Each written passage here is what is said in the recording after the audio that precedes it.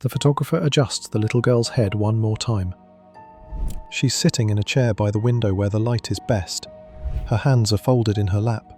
Her dress is white lace, freshly pressed. Her hair has been carefully arranged with ribbons. She looks peaceful, almost like she's sleeping. Except her eyes are propped open, with small metal clasps hidden behind the lids. And she's been dead for 2 days. Her mother stands beside her, one hand resting on her daughter's shoulder. The mother's face is drawn, exhausted. She hasn't slept since little Margaret stopped breathing on Tuesday morning. But she's here now, standing perfectly still, because the exposure will take 45 seconds and any movement will blur the image. This will be the only photograph they ever have of Margaret. The photographer counts down. 3, 2, 1. The shutter opens. For 45 seconds the mother doesn't breathe, doesn't blink, just stands there with her hand on her dead daughter's shoulder, trying to pretend this is normal. That families do this, that this makes sense. And in 1855, in Victorian England, it does make sense.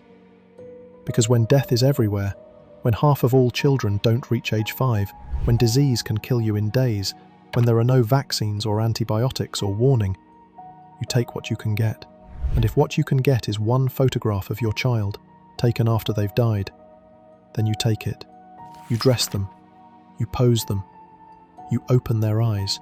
And you stand there, frozen, while the camera captures what will be your only memory that isn't just in your head. This is post-mortem photography. And for 50 years it was completely normal.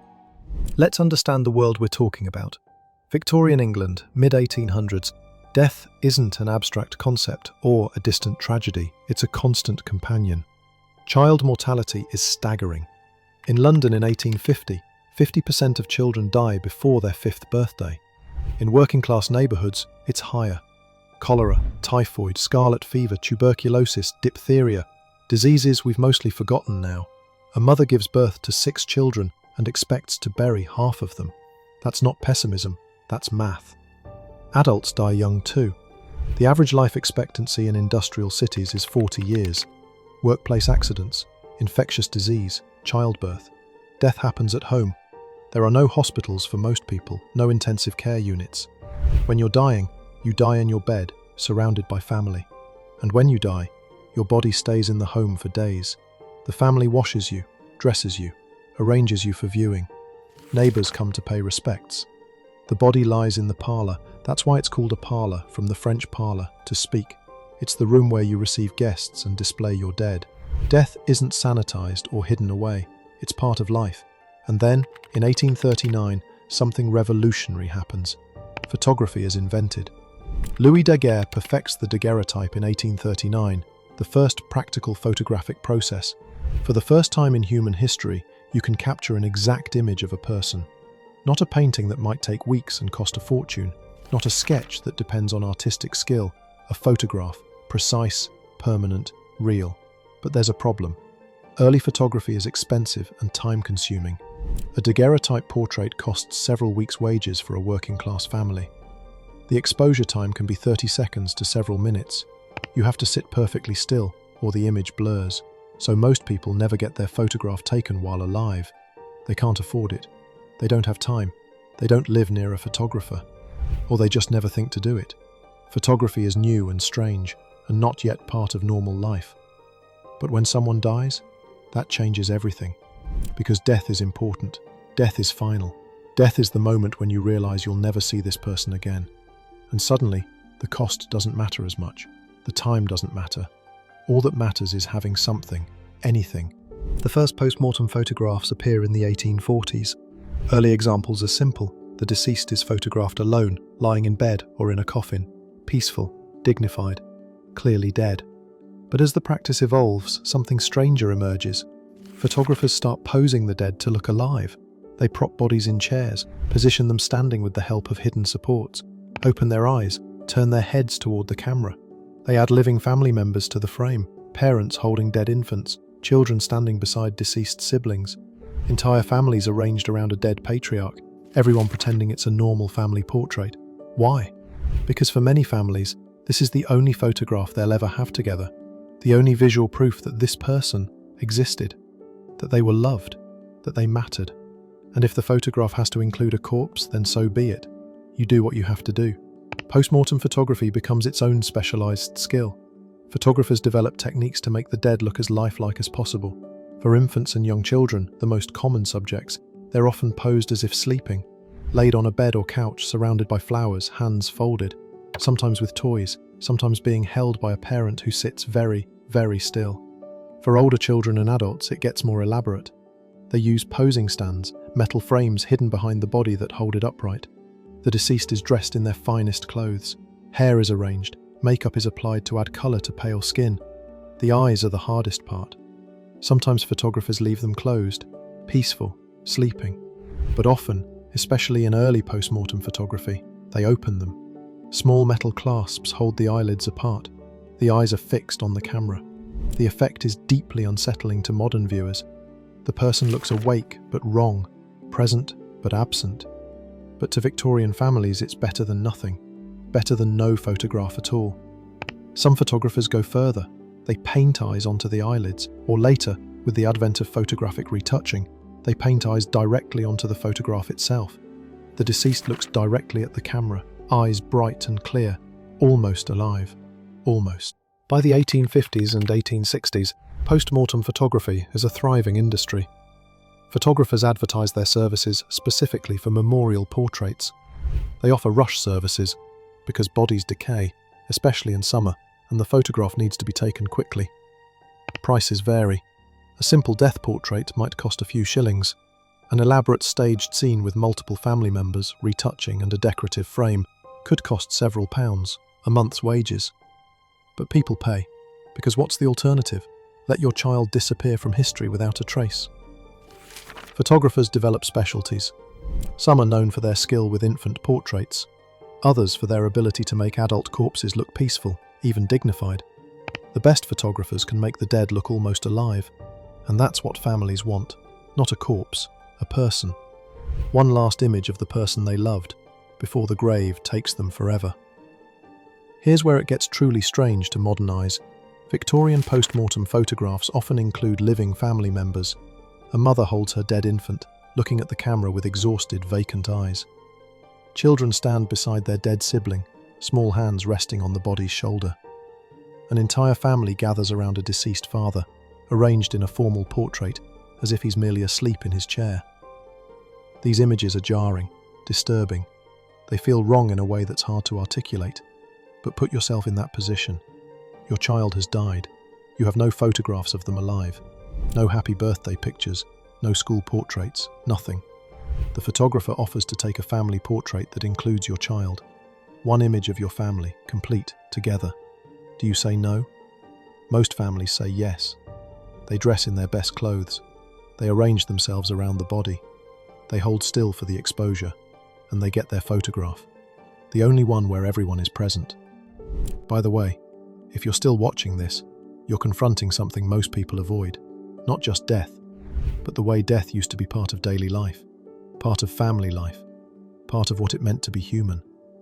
We've become so good at hiding death away, in hospitals, in funeral homes, in neat little ceremonies that last an hour, that we've forgotten how recently it was everywhere, how normal it was to touch the dead, to live with them for days, to pose beside them for photographs. The vast majority of post-mortem photographs are of children. This isn't surprising. Child mortality is the great tragedy of the Victorian age. Every family knows loss. Every parent lives with the fear that one morning their child won't wake up. The photographs of dead children follow patterns. Infants are almost always posed as if sleeping. They're laid on cushions, often surrounded by white fabric and flowers, symbols of innocence and purity. Sometimes they hold a flower, sometimes a favourite toy. Their faces are peaceful, small, perfect. Looking at these images, you can almost convince yourself the child is just sleeping. Until you notice the complete stillness, the slightly wrong colour of the skin, the absolute absence of life. Older children are posed sitting or standing. A girl in her Sunday dress, hands folded in her lap. A boy in a small suit, standing straight with the help of a hidden posing stand. They look like Victorian portrait subjects, formal and serious, except they're dead. One photograph from 1860 shows three sisters. Two are alive, standing on either side of their deceased sister in the middle. The dead girl is propped in a chair, hands arranged in her lap, eyes open and staring at the camera. The living sisters don't look at their dead sibling. They look at the camera, faces solemn. You can read entire novels in that photograph. The grief, the acceptance, the absolute normality of death. This is their family portrait. This is what they have. As photography becomes cheaper and faster in the 1860s and 1870s, a new format emerges, the carte de visite. Small photographic cards, about the size of a modern business card, that can be reproduced in multiple copies. These become wildly popular for portraits of the living. You can hand them out to friends, send them in letters, collect them in albums, and inevitably, they're used for the dead. Families commission carte de visite memorial portraits. The deceased is photographed, and dozens of copies are made. These are distributed to family members, friends, even neighbours. It's the Victorian equivalent of a memorial card, a small keepsake to remember the departed. Some families go further. They create memorial albums, entire books filled with photographs of dead relatives, page after page of corpses, infants in christening gowns, children in their Sunday best. Here's where we need to separate fact from modern mythology. In the internet age, post-mortem photography has become a meme. Websites claim to show Victorian photographs with hidden dead people propped up among the living. They point to clues, someone standing too stiffly, eyes that look off, a hand that's slightly blurred. Most of these claims are nonsense. The truth is, you usually can tell when someone in a Victorian photograph is dead. They're not cleverly hidden. They're obviously deceased, pale, still, often with visible support structures or clearly posed in unnatural positions. The myth that Victorians regularly propped up corpses to stand among the living, perfectly disguised, is largely false. The technology didn't support it. A dead body is heavy, difficult to position, and obviously lifeless up close. What actually happened was subtler but equally strange. They posed the dead to look peaceful, dignified, sometimes with eyes open, sometimes closed, sometimes held by living relatives who sat very still beside them. But they weren't trying to fool anyone into thinking the person was alive. They were trying to create a memorial that captured something of the person they'd lost. A final image, a last goodbye. Post-mortem photography begins to decline in the 1880s and 1890s. Several factors contribute. First, photography becomes much cheaper and faster. As cameras improve, more families can afford to have portraits taken while everyone is alive. The memorial portrait becomes less necessary because people have other photographs. Second, mortality rates begin to drop, slowly. Not dramatically, but enough to shift the culture. Advances in sanitation, the germ theory of disease, early public health measures, childhood death is still common, but it's no longer quite so universal. Third, cultural attitudes toward death start changing. The late Victorian and Edwardian eras see a shift towards sentimentality and euphemism. Death becomes something to be softened, prettified, hidden away. The brutally honest death portraits of the 1850s give way to more abstract memorials, flowers, symbolic imagery, poetry. By 1900, post-mortem photography is becoming rare. By 1920, it's nearly extinct in Western culture. Death is moving behind closed doors, into hospitals, into funeral homes, away from the home, away from daily life. People didn't have much, he said. Most folks, they never got their picture taken their whole life. So when someone died, especially a child, the family would call me. I'd come to the house, take the photograph. Usually they'd have the body laid out nice, flowers around. Sometimes the whole family would be there. He paused. It seemed natural at the time. It's what you did. You didn't let someone disappear without some kind of record. Even if the record was after they'd gone. The interviewer asked if he found it disturbing. Disturbing? Sad, sure, but not disturbing. Death was just part of things. You didn't hide from it. You didn't pretend it wasn't there. So here's the ethical question that haunts this practice. Was post-mortem photography dignified, or was it exploitation? Were Victorian families honouring their dead, or were they treating bodies as props? The answer is complicated. From our modern perspective, posing a corpse for a photograph feels like a violation. We have strong cultural taboos about disturbing the dead. The idea of propping open a child's eyes, arranging their limbs, standing them up with hidden supports. It feels wrong. But context matters. In a world where death happens at home, where families wash and dress their own dead, where bodies lie in the parlour for days before burial, touching the dead isn't taboo. It's obligation. It's care. The photograph is an extension of that care. One more thing you do for the person you've lost. One more way to honour them. One more gesture of love in the face of absolute loss. And for many families, that photograph becomes precious. It sits on the mantle. It goes in the family album. Decades later, it's the only proof that this person existed. Is that exploitation, or is it memory? Maybe it's both. Today, thousands of post-mortem photographs survive in archives, museums, and private collections.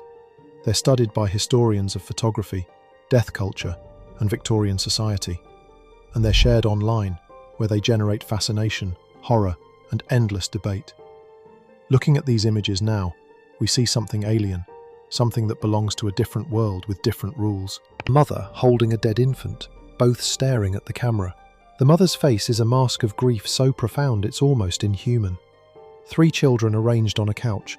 The one in the middle is dead, propped between her living siblings. She looks like a doll among real children. An old man in his coffin, surrounded by his children and grandchildren. Everyone is looking at the camera. The old man's eyes are open, painted on. They seem to follow you. These images disturb us because they force us to confront something we've worked very hard to avoid. Death is real. It comes for everyone. And once, not long ago, we didn't hide from it. We dressed it up. We posed beside it. We took photographs. Let me tell you about one photograph in particular. It's from 1868, a daguerreotype, carefully preserved. It shows a young woman, maybe 20 years old. She's sitting in a chair by a window. She's wearing a dark dress with a white collar. Her hair is pulled back severely. Her hands are folded in her lap. She's beautiful, pale certainly, but beautiful. On the back of the photograph, someone has written in careful script, Elizabeth Mary Thompson, born April 12, 1848, died September 3, 1868. Beloved daughter, this is our only likeness of her. This is our only likeness of her. 20 years old, an entire life, and the only photograph her family has was taken after she died. Think about that. Every memory her parents had of her, her voice, her laugh, the way she looked when she was happy, existed only in their heads. And when they died, those memories died with them. All that remains is this one photograph. Elizabeth Mary Thompson, dead in a chair, posed for posterity. Is it sad? Absolutely. Is it disturbing? To modernize, yes, but is it also an act of love? A desperate attempt to hold on to something, anything, in the face of loss? I think so. Post-mortem photography is extinct now, at least in Western culture. We don't pose beside our dead. We don't photograph them in their coffins. We certainly don't try to make them look alive. We've moved death behind curtains, into professional spaces. We've made it clean, sanitized, quick. Most people in the developed world can live their entire lives without seeing a dead body. That's a luxury Victorians couldn't imagine. But I wonder what we've lost. Not the photographs themselves, let's be clear, are not advocating for bringing this practice back, but the acceptance, the acknowledgement that death is part of life, that grief is real and raw and can't be prettified. Victorian families sat with their dead for days, washed them, dressed them, posed beside them for photographs. It was horrible. It was necessary. It was normal. We've made death invisible, easier to avoid, easier to deny, until it happens to us. And then we're shocked by how hard it is, how physical, how present. The Victorians weren't shocked. They knew. Go back to that first photograph. The mother and daughter, Margaret in the white lace dress. The photographer counts down, the shutter opens. 45 seconds of stillness, and then it's done. Margaret's mother steps back. The photographer removes the metal clasps from her daughter's eyes. They close naturally now, finally at rest.